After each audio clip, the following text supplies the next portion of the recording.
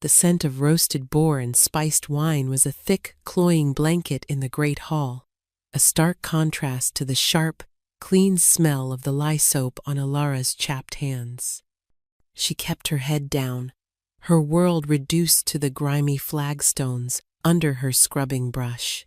Here, in the shadows, she was invisible, a ghost in a servant's drab tunic, a silent wraith moving through the raucous celebration of the blood moon feast. It was exactly where she needed to be. Invisibility was safety, silence was survival. Her gaze flickered upward for just a moment, a moth drawn to a devastating flame. Across the hall, seated on the high throne carved from ancient weirwood, was him, Alpha Kalen. His laughter was a low rumble that vibrated through the floorboards and straight into her bones. He was all sharp angles and coiled power, his dark hair brushing the collar of his fine leather jerkin. Even from this distance, his scent cut through the chaos of the feast pine needles after a hard frost, the clean bite of winter air, and something else, something wild and possessive that called to a part of her she kept ruthlessly chained. Mate. The word was a silent scream in her mind, a treasonous, hopeless whisper.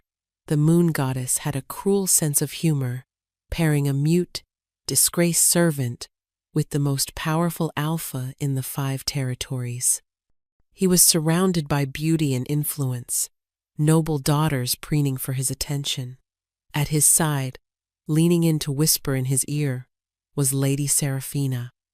Her perfume, a heavy cloud of night-blooming jasmine, was an assault on Alara's senses. It smelled cloying and false, a sweet veneer over something bitter and wrong. Alara focused back on her work, the rhythmic scrape of bristles on stone of familiar prayer. She had been in this keep for 5 years, ever since the fall of her own. Ever since she had taken the vow of silence, a magical lock on her tongue to protect the last remnant of her family. No one here knew her as Princess Alara, of the Silverwood line. They knew her only as the silent girl, the one with the haunted gray eyes who never caused any trouble. Her own scent, the mark of her lineage wildflowers and starlight, was carefully masked by the bitter herbs she crushed into her soap each morning. To them, she smelled of nothing but poverty and lie. A hush fell over a section of the hall as Lady Seraphina rose, a silver goblet in her hand. Her dress was the color of blood, glittering like a treasure vault under the torchlight. She moved with a predator's grace, her smile a beautiful, dangerous thing. "To our magnificent Alpha," she purred, her voice carrying across the hall. "May his strength continue to be our shield, and his wisdom our guide." The toast was met with roars of approval. Kalen inclined his head, a faint, weary smile touching his lips. He accepted the goblet from her, his fingers brushing hers. It was a perfectly crafted moment, a public display of intimacy that sent a spike of something sharp and ugly through Alara's chest. Jealousy. It was a useless, poisonous emotion. But as Kalen raised the goblet, something else pricked at her senses. Beneath the cloying jasmine of Seraphina's perfume and the rich aroma of the wine, a fainter, more sinister scent unfurled.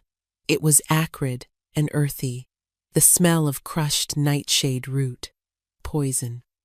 Not a lethal dose, not for an alpha, but enough to weaken, to cloud the mind, to make one susceptible. And woven through it, a thin, shimmering thread of magic, smelling of deceit and coercion. A compulsion charm. Panic seized her, a cold, frantic terror that stole the air from her lungs. She could not speak. She could not shout a warning. To reveal her knowledge of such things was to reveal her own nature, to shatter the fragile safety she had built. But to do nothing, to watch her mate, the other half of her soul, drink that poison, it was unthinkable. He was lifting the goblet to his lips.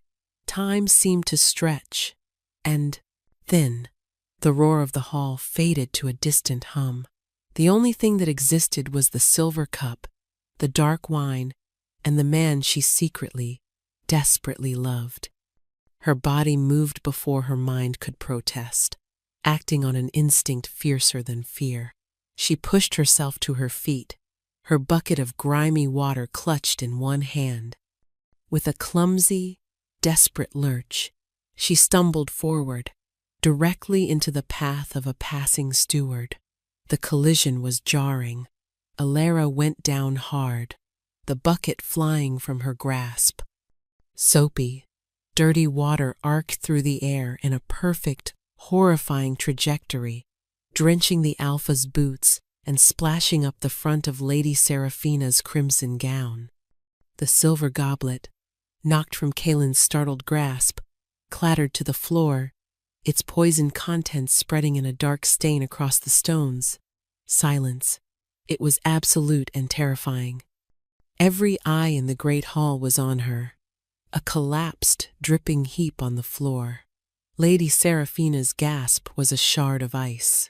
But it was Kaelin's gaze that held her, that pinned her to the spot. His amber eyes, normally warm like whiskey, were chips of frozen stone.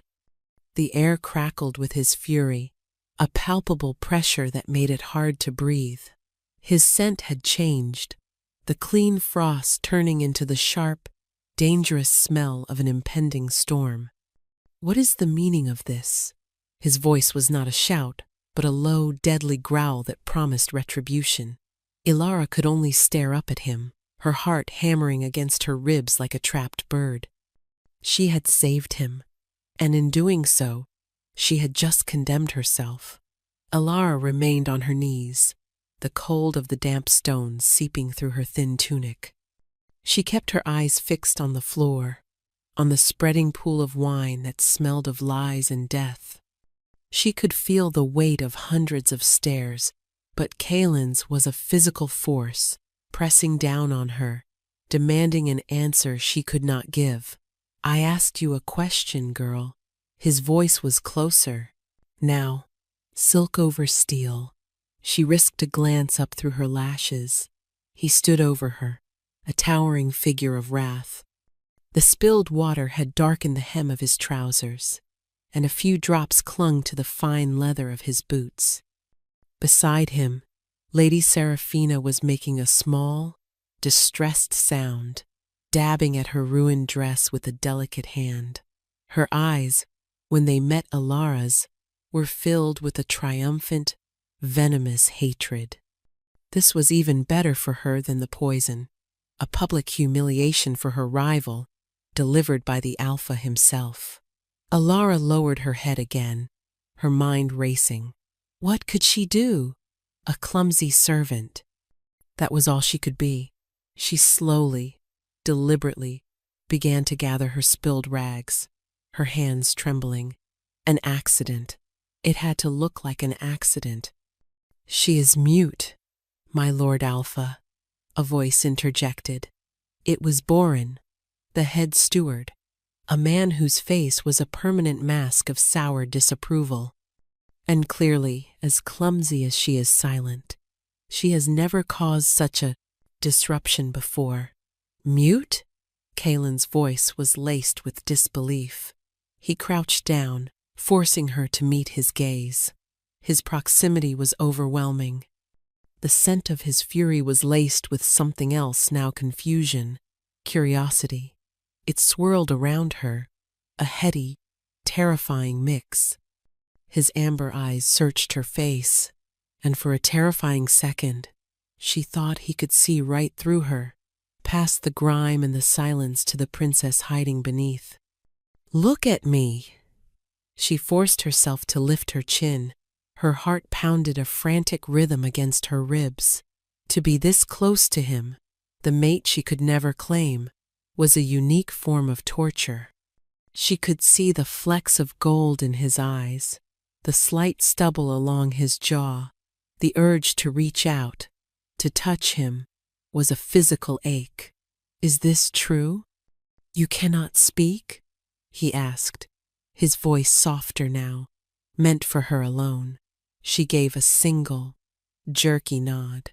He studied her for a long moment, his brow furrowed. She felt a flicker of the mate, bond, a subtle pull in her chest, a silent question passing between their souls. Why? He didn't understand it, but he felt it, a connection to this lowly servant girl that made no sense. He looked from her wide, frightened eyes to the spilled wine, then to Lady Seraphina, who was now being fussed over by her ladies-in-waiting. A flicker of suspicion crossed his face, there and gone in an instant. "Clean this mess," he said, his voice once again hard and commanding, as he rose to his full height. "And then report to my chambers. The steward is right. You have never caused a disruption. I want to know why you chose tonight to start." He turned and walked back to the high table without another glance, leaving Alara in the center of the silent, staring hall. The command was a death sentence. To be summoned to the Alpha's private chambers was unheard of for a servant, unless it was for punishment. Whispers erupted around her like the hiss of snakes. Boren grabbed her arm, his fingers digging into her skin like talons. "You have brought shame on this household, girl," he hissed, his breath sour with wine. "Get up. Do as the Alpha commands." Her legs felt like water as she stood. She cleaned the spill under the steward's hawkish gaze, her movements numb and mechanical. Every nerve in her body was screaming. He was suspicious. Her desperate act had not been seen merely as clumsiness, but as an act with intent. And now she would have to face him, alone, with no words to defend herself. When the mess was cleared, Boren marched her through the keep, his grip unforgiving. The stone corridors were cold and silent, a stark contrast to the noise of the feast. They stopped before a set of heavy oak doors guarded by two of the Alpha's personal guard. They looked at her with a mixture of pity and contempt. "The girl, as commanded by the Alpha," Boren announced, shoving her forward. One of the guards opened the door, and she was pushed inside. The door boomed shut behind her, the sound of the heavy bolt sliding into place echoing the frantic beat of her own heart. She was trapped. The Alpha's chambers were larger than the entire servants' dormitory. A fire crackled in a vast stone hearth, casting dancing shadows on walls lined with books and maps. The air smelled intensely of him pine and frost and leather, and it made her feel both faint and strangely safe. Kalen stood by the fire, his back to her, one hand resting on the mantel. He had shed his formal jerkin and was now in a simple linen shirt that did little to hide the powerful muscles of his back and shoulders. The last time a servant was summoned here, it was because he was caught stealing silver, Kylon said, his voice a low, contemplative rumble. I had his hand removed. Alara's blood ran cold. She stood frozen just inside the door, her hands clenched at her sides. He turned slowly to face her. The firelight carved his face into harsh planes and soft shadows. The anger was gone from his eyes, replaced by an unnerving intensity. You, however, did not steal silver. You spilled water, and in doing so, you may have saved my life. Her breath hitched. He knew, or he suspected. That wine was a gift from Lady Seraphina, he continued, his eyes never leaving hers. From a family that seeks a marriage alliance, to accuse her of poisoning me is treason. To spill her offering is a grave insult. But you looked at that goblet like it was a coiled viper. He took a step closer. I want to know why, and I will not accept your silence as an answer. You will find a way to tell me. Now. Alara's mind was a whirlwind of panic. He was too perceptive, too intelligent. He had seen past the clumsy act to the desperate intention beneath. She was trapped in his chambers, under his intense scrutiny, and her only defense, her silence, was the very thing he refused to accept. She shook her head, a small, helpless gesture, and took an involuntary step back. Her gaze dropped to the floor, unable to bear the weight of his stare. How could she explain? Writing a note would be an admission of knowledge she shouldn't possess. It would invite questions she couldn't answer without revealing everything. "Do not look away from me," Kalen commanded, his voice soft but unyielding. He closed the distance between them in 2 long strides. He stopped just before her, so close she could feel the heat radiating from his body. He gently placed a finger under her chin, forcing her to look up at him. His touch was like lightning, a searing jolt that shot through her entire body. The mate bond flared to life, a hungry, desperate thing that yearned for more. His scent was intoxicating, a wild, clean fragrance that filled her head and made her dizzy. "There is more to you than a mute servant girl," he murmured, his thumb stroking softly along her jawline. His eyes were dark, searching. "I have seen you in the halls. You move like a shadow, trying to be invisible. But I see you. I have always seen you. There is a strength in you, a fire in your eyes. It was there tonight, when you looked at me." Her heart ached. He saw her. In a world that had rendered her invisible, he saw something real. The tragedy of it was a bitter pill. The one person who could truly see her was the one she had to hide from the most. Tears pricked at the back of her eyes, hot and threatening. She would not cry. Crying was a weakness she could not afford. She pulled her chin from his grasp and turned away, walking towards the hearth. She needed space, needed to think. On a small writing desk near the fire, she saw a quill and a pot of ink. An idea, desperate and risky, began to form. She picked up the quill. Her hands were still shaking, but her resolve hardened. She could not tell him the truth, but she could give him a piece of it, wrapped in a lie. She dipped the quill in the ink and began to write on a scrap of parchment. "My lord," she wrote, her script neat and elegant, a relic of a life she was forced to forget. "Forgive my actions. I am not accustomed to the crowds. The steward jostled me. It was an accident. I meant no disrespect." She pushed the parchment towards him on the desk. It was a weak explanation, a flimsy shield, but it was all she had. Kalen picked it up. He read the words, his expression unreadable. Then he let out a short, humorless laugh. "An accident," he repeated, his voice dripping with skepticism. He crumpled the parchment in his fist. "Your hands do not shake from fear of crowds. They shake because you are a terrible liar." He moved to stand behind her, his presence a heavy weight at her back. "Your handwriting is that of a high-born lady, not a scullery maid. You smell of lie and fear, but underneath it, there is something else.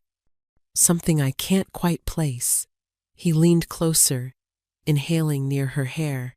Alara froze, every muscle in her body tensing. "The herbs," she prayed the herbs would hold. "Who are you?"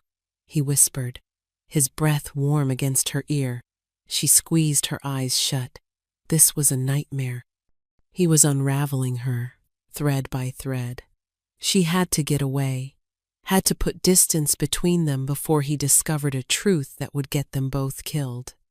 She spun around, intending to flee, to beg the guards to let her out, to return to the safety of the servants' quarters. But she turned directly into him. Her hands came up against the hard wall of his chest. His arms came around her instantly, not to harm, but to steady her, to hold her. The contact was devastating. skin to skin, even through the thin fabric of their clothes. The bond between them ignited like a forest fire. A gasp escaped her, the only sound she had made. His body was hard and warm, a perfect fit against hers. Her head swam with his scent, no longer just pine and frost, but something richer, muskier, possessive, mine. Her inner two-mate wolf howled. Mine. His wolf seemed to answer, a low growl rumbling in his chest that she felt more than heard. His amber eyes darkened to a molten gold, the sign of his wolf rising to the surface. He stared down at her, his gaze filled with a raw, predatory hunger that was mirrored by a shocking, fierce desire within her. He recognized her, not her name or her past, but her soul. He was recognizing his mate. Moon goddess, he breathed, his voice rough with disbelief. He lowered his head, his lips just a breath from hers. What are you? The question was not one of identity, but of destiny. It was the question their souls had been asking since the moment they first saw each other. And as his mouth descended towards hers, Alara knew that the answer, and the kiss that would surely follow, would ruin everything. Panic, sharp and absolute, cut through the intoxicating haze of the mate bond. If he kissed her, he would know. A true mate's kiss was a revelation, a sharing of souls. He would feel her magic, taste her royal blood, see the secrets she guarded with her life. It would be a bond forged, and a death sentence signed in the very same moment. With a strength born of pure desperation, she shoved against his chest. The move was so unexpected that he stumbled back a step, his arms dropping from around her. The loss of his touch was like a physical blow, leaving her cold and aching, but it was necessary. She shook her head violently, her eyes wide with a silent, frantic plea. Don't. Kalen stared at her, his chest rising and falling heavily. The gold in his eyes slowly receded, leaving behind a deep, burning confusion and a flicker of hurt. He looked down at his own hands as if they had betrayed him. What is this? He demanded, his voice strained. What is this hold you have over me? One moment I want to punish you, the next I want to claim you. Alara backed away, her hands held up in a gesture of surrender. She had to de-escalate. This had to push him away before he broke through her defenses. She gestured wildly around the opulent room, then pointed to herself, to her drab, worn tunic. She tried to convey the impossible gulf between them. You are an alpha. I am nothing. You think I care about that? He scoffed, though a flicker of doubt crossed his face. The rigid hierarchy of their world was ingrained in him. Alphas did not mate with nameless servants. It was not done. It makes no sense. My wolf, it recognizes you. It calls for you. He ran a hand through his dark hair, a gesture of profound frustration. He began to pace before the fire like a caged wolf, the powerful muscles in his back flexing under his shirt. Alara watched him, her heart a painful knot in her chest. She was the cause of his turmoil. Her very existence was a threat to his peace, to his rule. Seraphina, he said suddenly, stopping his pacing. He looked at Alara, his eyes narrowed in thought. You did this because of her. You were not protecting me from the wine. You were protecting me from her. It was a leap of logic, but it was dangerously close to the truth. Alara's expression must have betrayed her, because a look of grim understanding dawned on his face. She has been persistent, he admitted, his voice low. Her family is powerful. An alliance would secure my northern border. Everyone expects me to accept her as my Luna. He looked at Alara, and the raw emotion in his eyes stole her breath. But I cannot. Not when my soul feels tethered to a silent servant girl who looks at me with the eyes of a fallen queen. A shiver went down her spine. A fallen queen. Did he know? No. It was just a turn of phrase, a poetic observation. It had to be. He walked to the door and slid the heavy bolt back with a resounding thud. The sound made her jump. "I cannot keep you here," he said, his voice flat, devoid of the earlier emotion. It was the voice of an alpha making a decision. "It is not safe for you, or for me." He was letting her go. A wave of relief so intense, it made her knees weak washed over her. But it was followed swiftly by a pang of loss so sharp it felt like a blade twisting in her gut. He was sending her away. "Boren has quarters for the senior household staff near the kitchens," he said, not looking at her. "You will no longer work in the scullery. You will be assigned as my personal attendant. You will bring my meals. You will attend to my chambers. You will be at my side from dawn until dusk." Alara stared at him, her relief evaporating into stunned horror. That wasn't sending her away. That was pulling her closer, into the very heart of the danger. "I will not have you out of my sight," he continued, his voice hardening. "I do not trust Serafina, and until I understand what this connection between us is, I will not have you scrubbing floors where any stray boot could harm you. You are under my protection, now, whether you want it or not." It was a cage, a gilded velvet-lined cage, but a cage nonetheless. He was doing it to protect her, but in doing so, he was placing her directly in Serafina's path. He was also ensuring they would be in constant proximity, a daily torture for them both, a constant strain on the bond that screamed for completion. "Go," he commanded, his voice rough. "Your new duties begin at sunrise." She didn't need to be told twice. She fled from the room, not daring to look back, the scent of him clinging to her like a second skin. As she hurried down the cold stone corridors, she knew her life had just changed irrevocably. She had escaped the Alpha's immediate wrath, but she had been thrust into a far more dangerous game. She was no longer an invisible ghost. She was now the Alpha's personal shadow, a position that came with a target painted squarely on her back.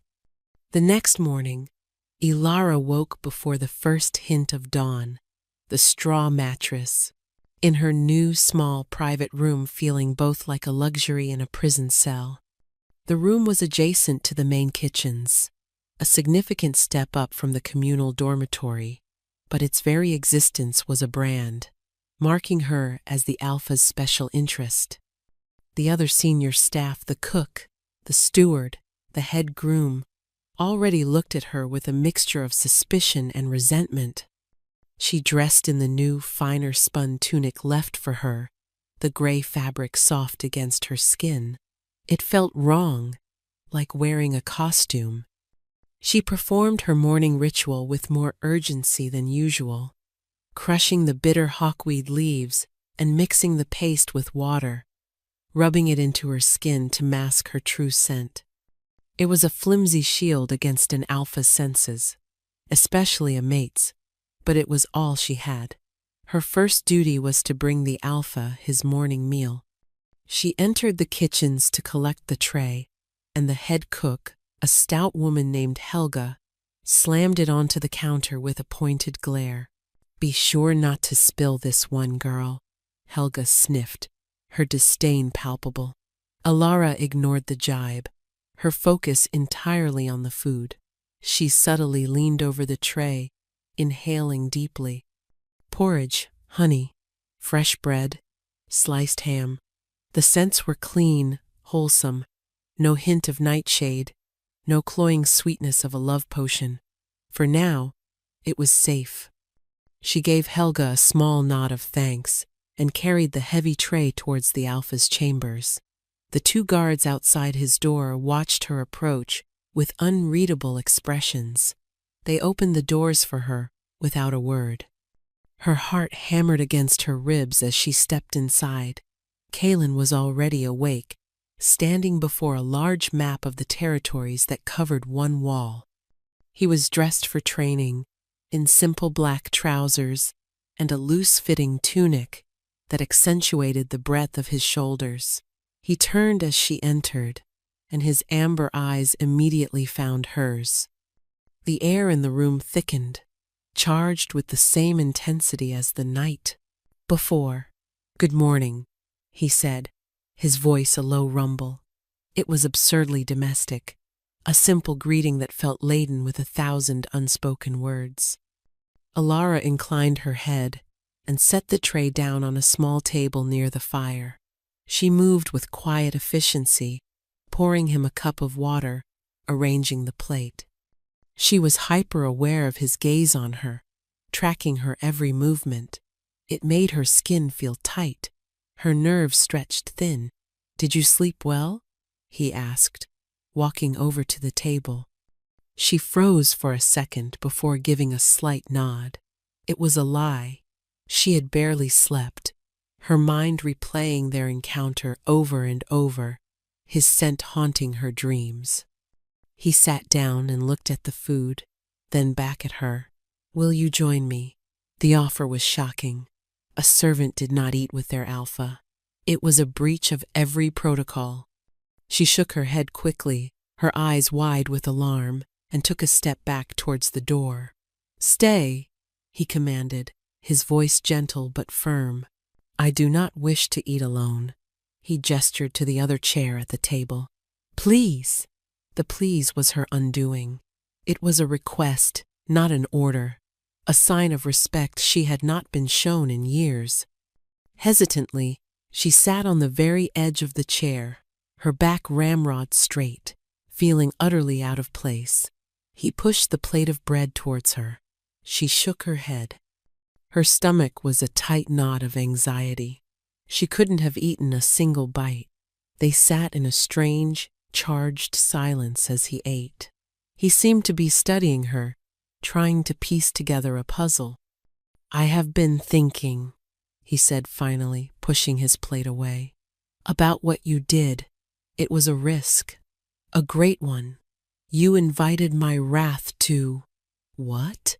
Avert an insult to Lady Seraphina?" His tone was skeptical. "No, that's not it. You were not protecting her honor. You were protecting me." Alara held her breath. "Which means you believe she means me harm," he continued, his eyes boring into hers. "Why? What do you know about her?" She stared at her hands, clasped tightly in her lap. The silence stretched between them, thick with his unanswered questions. She had no answers she could give. A sharp knock on the door broke the tension. A guard entered. "My Lord Alpha, Lady Seraphina is here. She insists on seeing you." Kaelin's jaw tightened. A muscle flexed in his cheek. "Let her in," he said, his eyes never leaving Alara's. It was a test. Seraphina swept into the room, a vision in emerald green. Her scent of jasmine filled the space instantly, a sweet invasive fog. She stopped short when she saw Alara sitting at the table with the alpha. Her beautiful face, arranged in a look of sweet concern, twisted into a mask of pure fury for a split second before she smoothed it over. "Kaelin, darling," she purred, gliding towards him. "I was so worried after that dreadful incident last night. I could not rest. And then to hear you had taken that clumsy wretch into your personal service." Her eyes, the color of dark jade, raked over Alara with contempt. "Is that wise? To reward such incompetence?" "I reward what I see fit, Seraphina," Kaelin said, his voice cool. "Alara will be serving me from now on." "Alara," Seraphina repeated, tasting the name with disdain.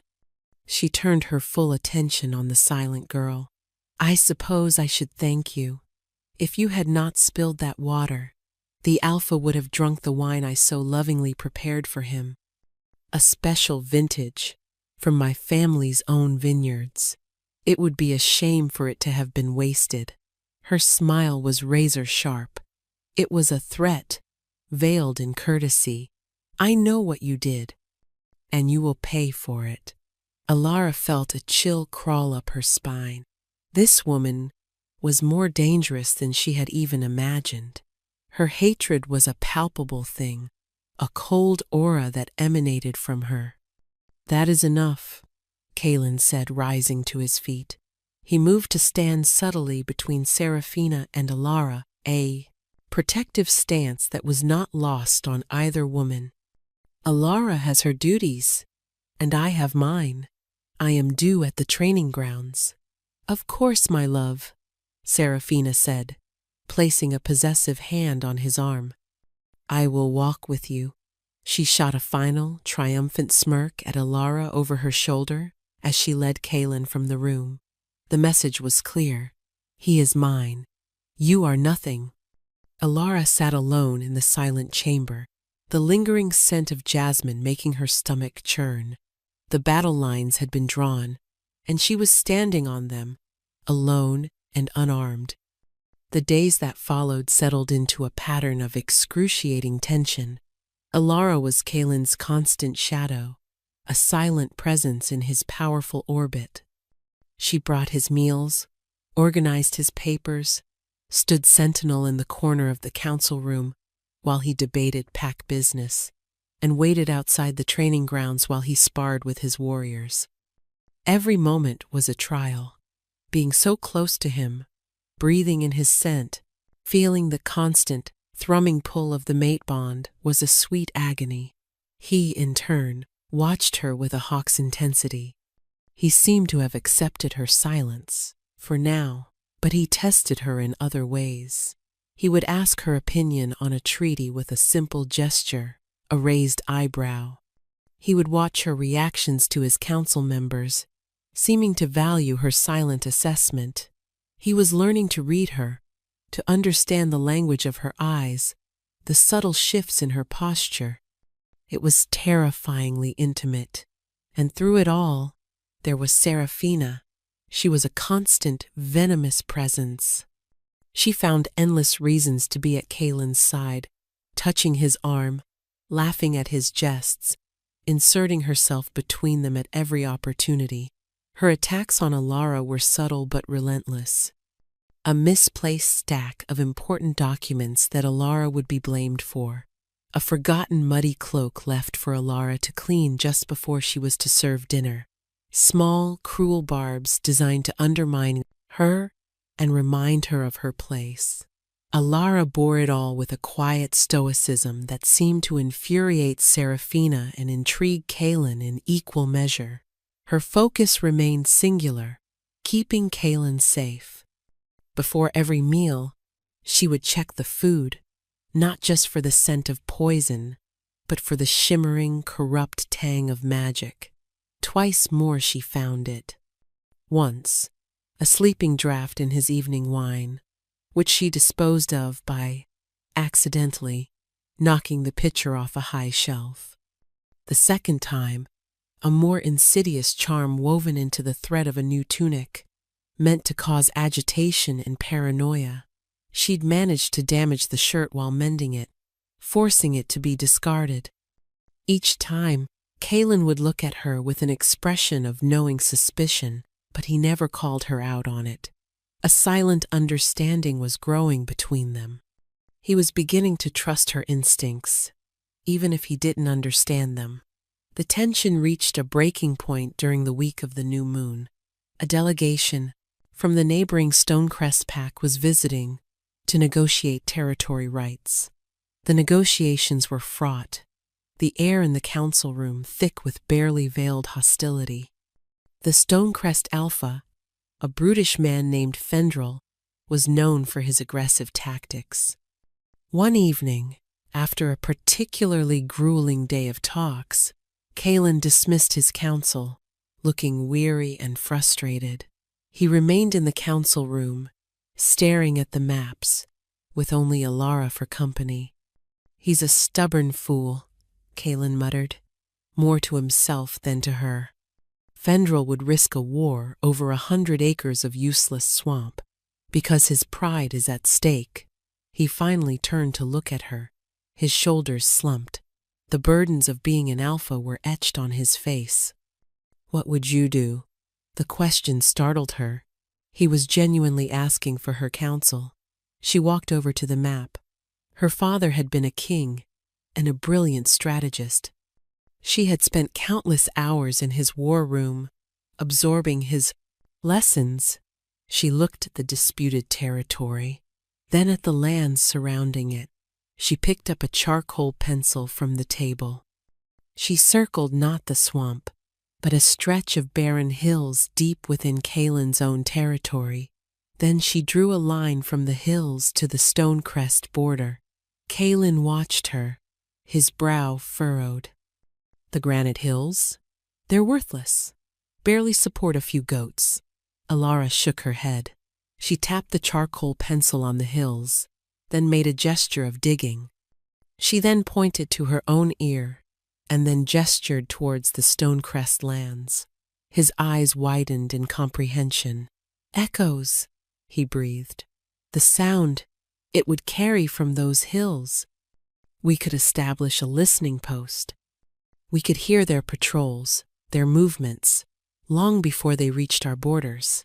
He looked at the map, then back at her, his face alight with a new, startling respect.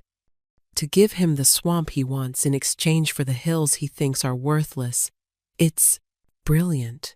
It gives him a public victory while giving us a massive strategic advantage. He stared at her, a slow smile spreading across his face. It was the first genuine, unguarded smile he had ever given her, and it hit her with the force of a physical blow. It transformed his harsh, handsome features into something breathtaking. "You are wasted as a servant," he said softly. He reached out, his fingers tracing the line she had drawn on the map, his hand covering hers. The warmth of his skin against hers was electric. The bond between them surged, a current of warmth and rightness that flowed through her veins. The moment was shattered by the clearing of a throat. They both jumped, snatching their hands back as if burned. Seraphina stood in the doorway, her arms crossed, her face a thunderous mask. "Am I interrupting something?" she asked, her voice dangerously sweet. "Seraphina," Kaelin said, his voice tight with annoyance. "This is a closed meeting." "It looked more like a strategy session," she said, her eyes flicking from the map to Alara's face, which was surely flushed. "With your serving girl? How very progressive of you, my Lord Alpha." The sarcasm was thick enough to cut with a knife. She walked into the room, deliberately placing herself between them. She ran a hand over the map, smudging the charcoal line Alara had drawn. "Do not let this little mute fill your head with foolish ideas, Kaelin. She knows about scrubbing floors, not winning wars." "She knows more than you think," Kaelin said, his voice dangerously low. His protectiveness was a warm shield around Alara. "Does she?" Seraphina's eyes narrowed into slits. "Then perhaps she knows to stay away from that which is not hers." She turned and gave Alara a look of pure, undiluted malice, and in that moment Alara felt it. A cold, slithering tendril of magic, thin as a needle, probing at her mind, at her defenses. It smelled of rot and decay. Seraphina was a witch, a powerful one. Alara instinctively threw up a mental shield, a trick of her own suppressed magic she hadn't used in years. It was like slamming a door in the face of an intruder. Seraphina gasped, her eyes widening in shock and fury. She had felt the resistance. She now knew Alara was not just some ordinary girl. The game had just changed. Seraphina no longer saw her as a simple rival for Kaelin's affection. She saw her as a threat to her power. And Alara knew, with a certainty that chilled her to the bone, that Seraphina would stop at nothing to eliminate her. The aftermath of Seraphina's magical probe was a silent declaration of war. The air in the keep grew thick with an unspoken menace. Seraphina no longer bothered with petty torments. Her animosity was now a cold, watchful waiting. She knew Alara had power, and Alara knew that she knew. It was a terrifying stalemate, each waiting for the other to make a move. Kaelin, though unaware of the magical nature of the confrontation, had felt the shift. He became even more protective of Alara, rarely letting her out of his sight. This forced proximity was both a comfort and a torment. The bond between them deepened with every shared glance, every accidental touch, every moment of silent understanding. It was a beautiful, blooming thing in the heart of a gathering storm. His scent was a constant comfort, a promise of safety that his presence provided, but it also frayed her nerves, a constant reminder of what she could never have. The turning point came on the night of a violent thunderstorm. Rain lashed against the stone walls of the keep, and wind howled through the corridors like a grieving spirit. The Stonecrest delegation had departed that morning.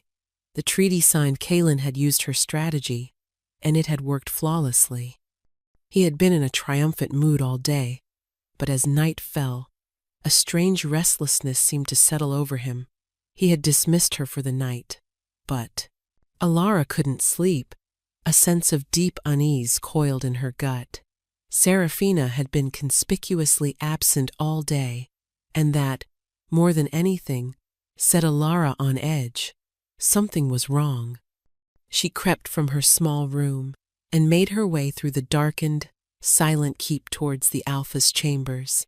The guards were at their posts, but they were drowsy, lulled by the late hour and the storm's fury.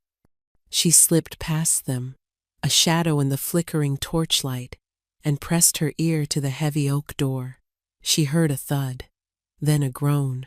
Fear, cold and sharp, pierced through her. She didn't hesitate. She pushed the door open. It was unbolted and slipped inside. The room was lit only by the dying embers in the hearth. Kaelin was on the floor near his bed, on his hands and knees, his body racked with tremors. His breath came in ragged, painful gasps.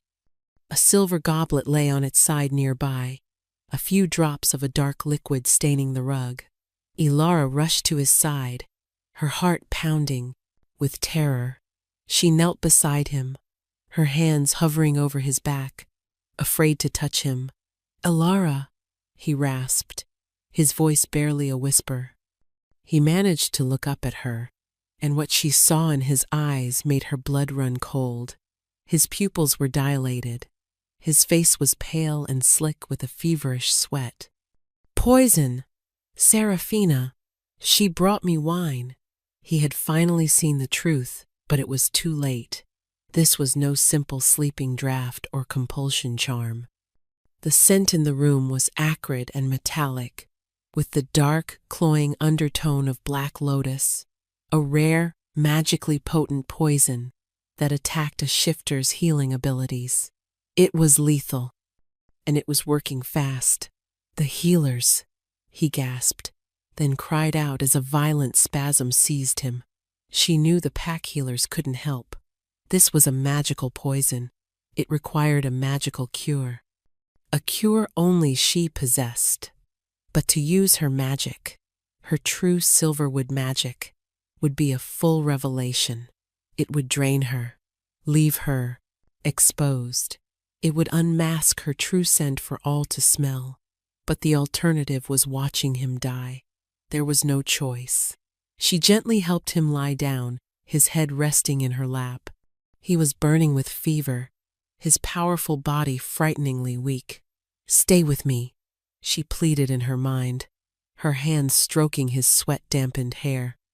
She closed her eyes and reached deep inside herself, to the place where her magic lay dormant. Chained by her vow of silence, she pulled at it, not with force, but with love. With the desperate, all-consuming power of the mate bond, she thought of him, of his strength, his unexpected kindness, his soul that called to hers. She poured all of her yearning, all of her fierce, protective love into that single point of focus. A soft, silver light began to glow around her hands. It smelled of rain-washed petals and clean starlight, her true scent finally unbound. The bitter hawkweed on her skin was burned away by the pure magic. She placed one hand on his band, forehead and the other over his heart. She began to hum. It wasn't a song with words, but a melody of pure power, an ancient lullaby of healing that was her birthright.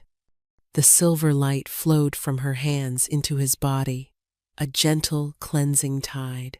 It sought out the dark, twisted magic of the poison, surrounding it, smothering it, dissolving it. The process was agonizing. It felt like she was pouring her own life force into him. The room grew cold as her own body temperature dropped. Black spots danced in her vision.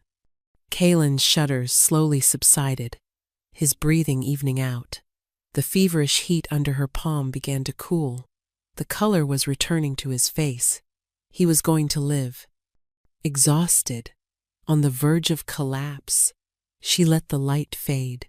The last of her strength gave out, and she slumped forward, her head resting on his chest, her world going dark. Her last conscious thought was of his scent, no longer tainted by poison, but clean and pure, pine and frost and winter air. And mingled with it now, for the first time, was her own, wildflowers and starlight, unmistakable, unmasked. Alara awoke to the feeling of being held.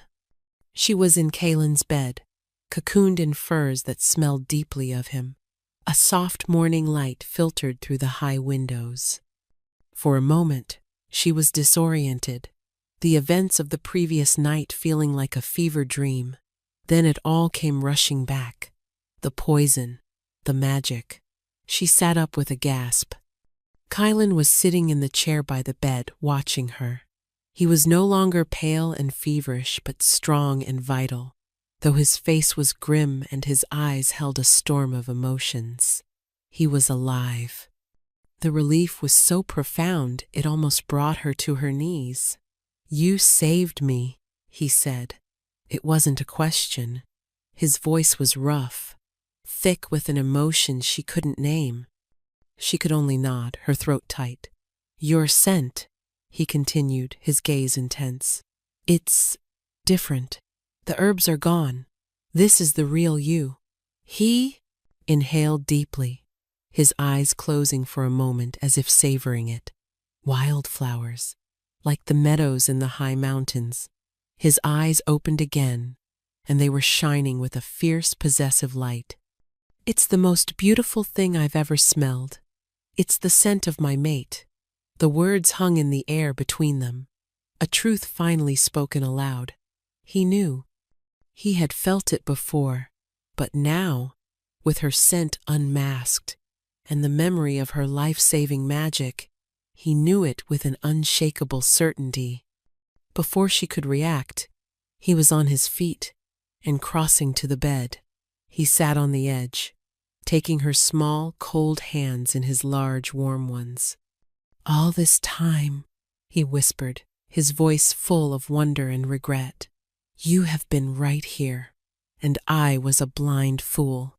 He lifted her hand to his lips and pressed a gentle kiss to her knuckles.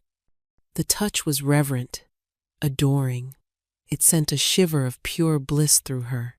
This was everything she had ever dreamed of, a fantasy she had never allowed herself to entertain.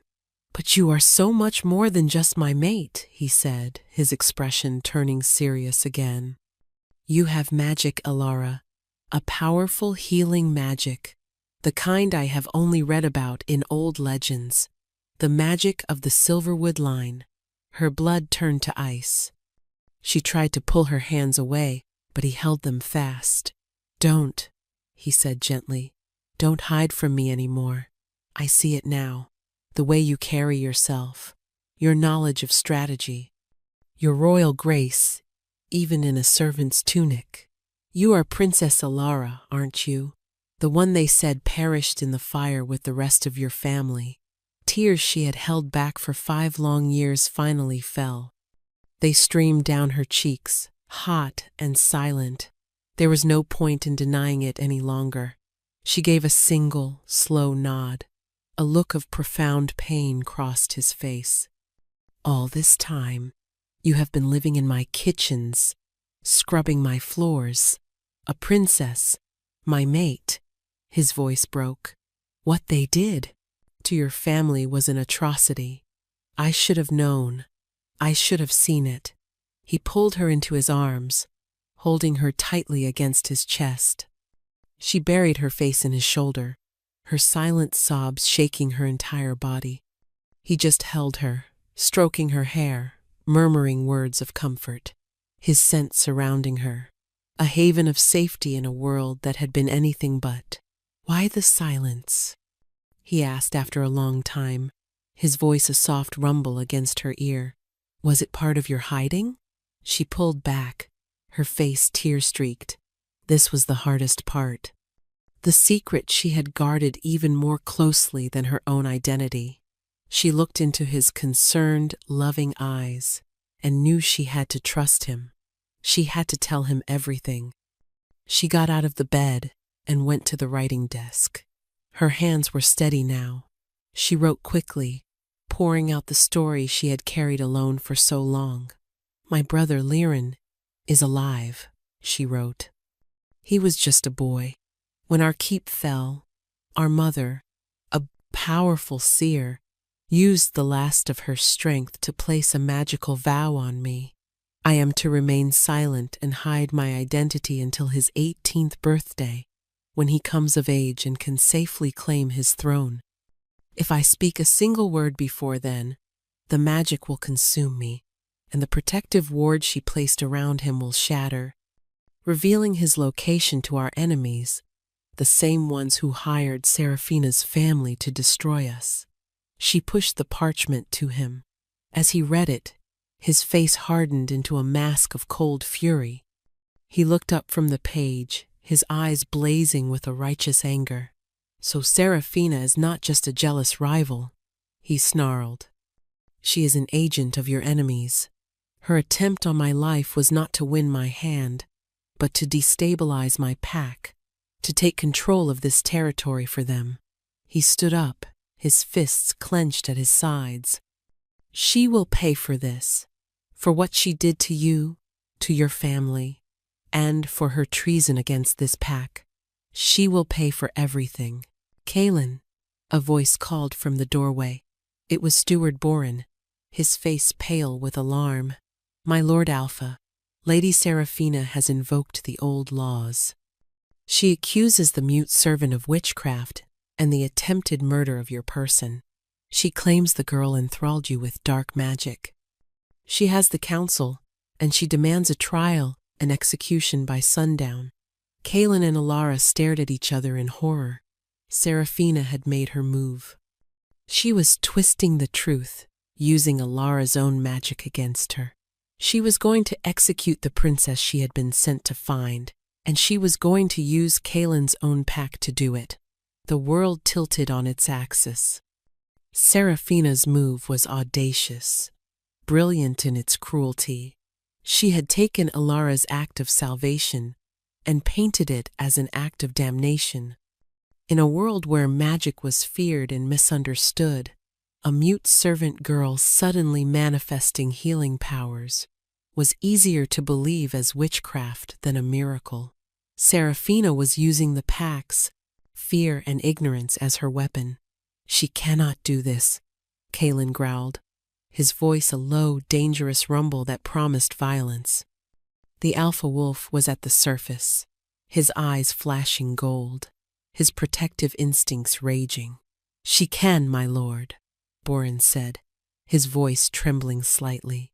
"The old laws are clear. An accusation of dark magic against the Alpha, brought by a highborn, must be met with a swift trial. The council is already gathering. They are afraid. She has told them the girl's magic is what made you ill, and that she, Seraphina, was the one to brew the antidote. It was a perfect, venomous lie. She was claiming Alara's heroism as her own. "I will not allow it," Kaelin declared. "I am the Alpha. My word is law." "But your word will be seen as compromised," Boren argued, his face etched with worry. "She has already planted the seed that you are enthralled. If you defend the girl without proof, it will only confirm her claims." "It could split the pack, my lord. Some will stand with you, but many will follow the old laws in the council." Kaelin slammed his fist onto the table, making the inkpot jump. He was trapped. To defend Alara was to prove Seraphina's point. To allow the trial was to condemn his mate to death. He looked at Alara, his face a mask of torment and fury. He was the most powerful man in the territories, yet he was helpless. Alara's mind raced, cold and clear through the fog of fear. Panic was a luxury she couldn't afford. Seraphina wanted a public trial, a spectacle, and that was the opening Alara needed. It was her only chance. She walked to Kaelin, placing a calming hand on his clenched fist. He immediately covered her hand with his own, his touch desperate. She looked him in the eye, her gaze steady and resolute. She gave him a small, almost imperceptible nod. "Let it happen." "What?" he breathed, his eyes wide with disbelief. "Alara, no. They will condemn you." She shook her head. She turned to the writing desk and scribbled a quick note. "Trust me." He stared at the words, then back at her face. He saw the fire in her eyes, the steel in her spine. This was not the frightened servant girl from the great hall. This was a princess, a queen in waiting, and she had a plan. The trust between them, forged in secrets and silent conversations, held firm. "All right," he said, his voice strained but firm. He turned to Boren. "Tell the council I will attend the trial. It will be held in the main square, before the entire pack, at sundown. Let Seraphina have her stage." Boren bowed, a look of profound confusion on his face, and hurried out to do the Alpha's bidding. Once they were alone, Kaelin turned to Alara, his hands gripping her shoulders. "What are you going to do?" he asked, his voice raw with fear for her. "You cannot speak to defend yourself. Your magic is the very thing she is using against you." She gave him a sad, small smile. She reached up and touched her own throat. Then she pointed to her heart. The vow. It was tied to her life force. She had saved him by pouring her magic, her love, into him, but the vow itself remained. There was only one way to break it, not by gentle persuasion, but by force, an act of will so powerful it would shatter the ancient magic. But the cost was immense. Her mother's spell was designed to protect her son by sacrificing her daughter if needed. Breaking the vow before its time would unleash a backlash of volatile, uncontrolled magic. It could consume her, burn her out from the inside. It was a desperate, final gamble, a choice to die on her own terms, speaking the truth, rather than be executed on the back of a lie. Kaelin seemed to understand her intention. The color drained from his face. "No," he whispered. "Alara, you can't. It will kill you." She shook her head, her eyes fierce. "It is the only way to save him, to save her brother, to save both their people. From the clutches of their enemies, she had to speak. She had to reclaim her voice, even if it was the last act of her life." He pulled her into a desperate, crushing hug. "I will not lose you," he vowed. his voice thick with unshed tears. "I just found you." She held him tightly, memorizing the feel of his arms around her, the solid beat of his heart against her ear, the comforting scent of pine and frost. For 5 years she had been a ghost, but in his arms she felt real, and she would not let Serafina take that from them. As the guards came to take her to the dungeons to await her trial, she gave Kaelin one last, long look. It was a promise, a vow far stronger than the one that kept her silent. "I will fight." In the cold, damp darkness of her cell, Alara did not weep. She sat on the hard stone floor and gathered her strength. She reached inside herself, not to the gentle, healing light she had used for Kaelin, but deeper, to the core of her being, where the raw, untamed power of her bloodline resided. For years, she had suppressed it, hidden it, feared it. Now, she embraced it. As the sun began to set, casting long, bloody shadows across the land, she felt the magic begin to stir. It was a silver fire, building within her, waiting for the moment of its release. She was no longer Ilara the servant. She was Ilara of the Silverwood line, and she was ready to burn the world down to protect what was hers.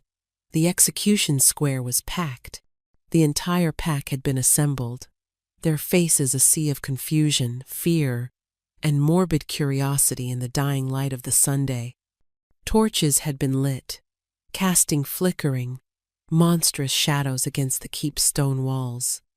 A wooden platform had been erected in the center, and on it stood a grim-faced executioner, his axe resting against a chopping block. Alara was marched from the dungeons, her hands bound before her. She kept her head held high, her gaze sweeping over the crowd. She saw fear, yes, but she also saw doubt in some faces, especially among the senior warriors who respected their alpha above all else. That was something she could use. On a raised dais to the side of the platform sat the council members, with Lady Serafina in a place of honor.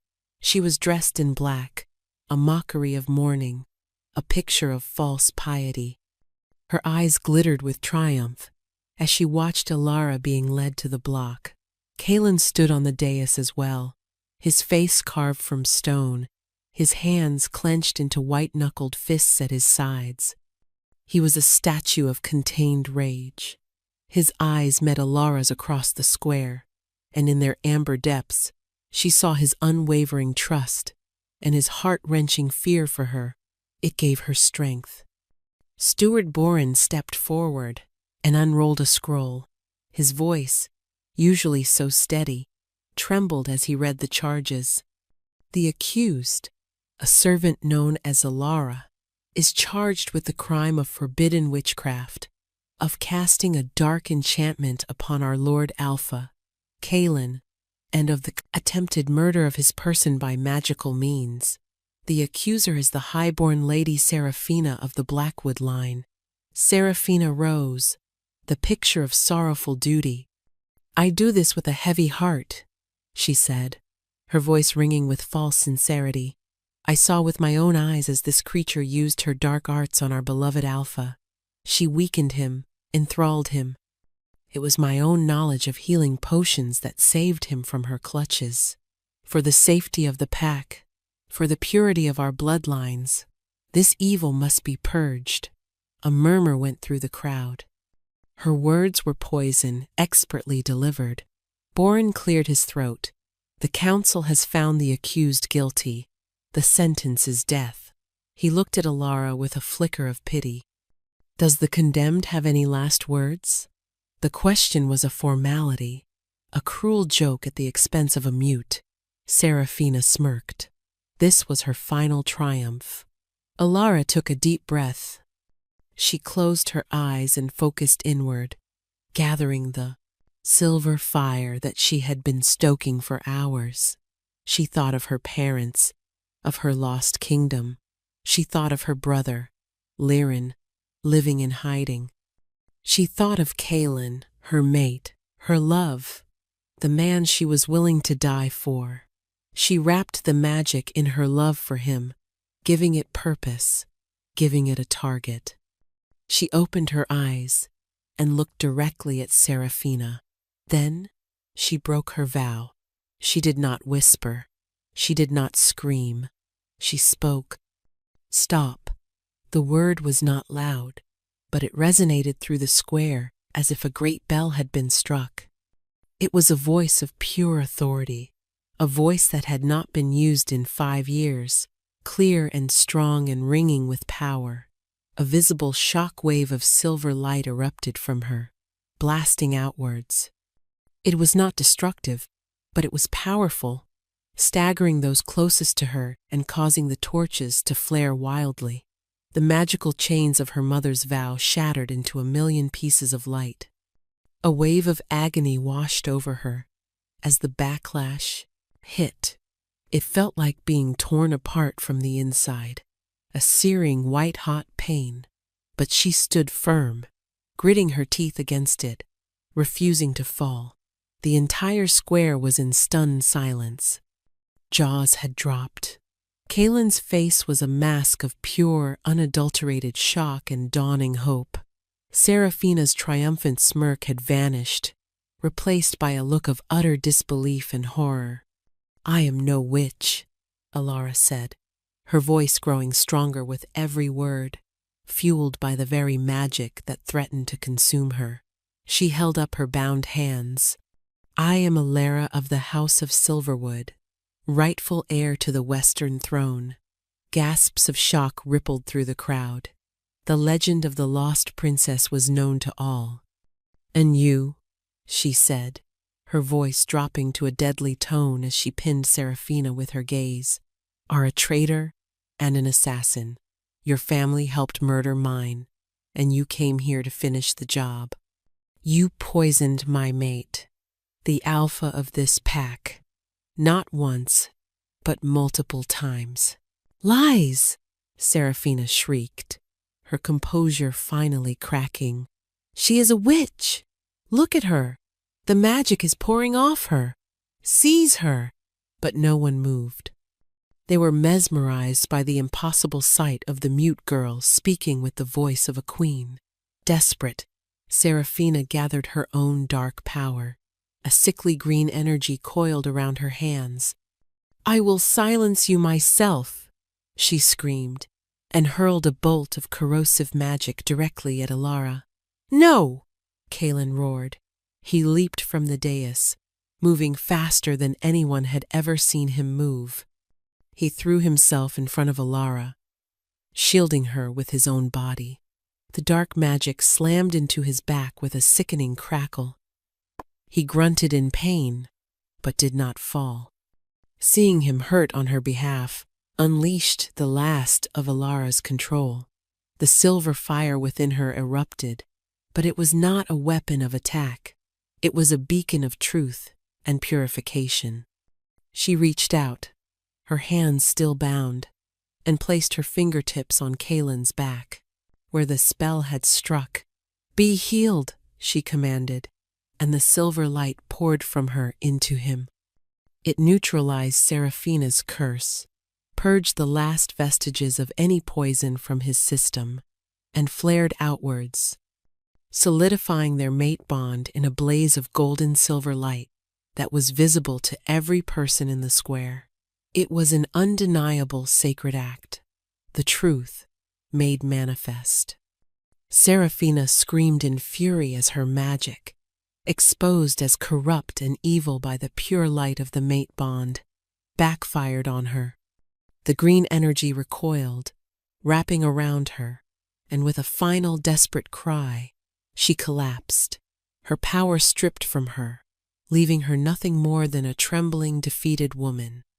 In the stunned, absolute silence that followed, Kaelin turned and broke the ropes binding Alara's hands with a single, savage pull. He framed her face with his hands, his eyes shining with tears of relief and overwhelming love. "You spoke," he whispered, his voice choked with emotion. "I did," she whispered back, a radiant smile breaking through her pain and exhaustion. He looked out at his pack, his voice booming with the full power of an alpha. "You have your proof. This is no witch.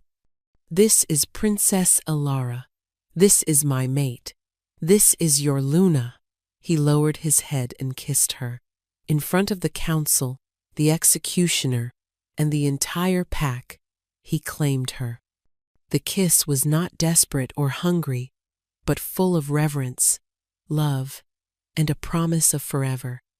A roar of approval went up from the crowd, a wave of sound that washed away all the fear and doubt, replaced by loyalty and awe.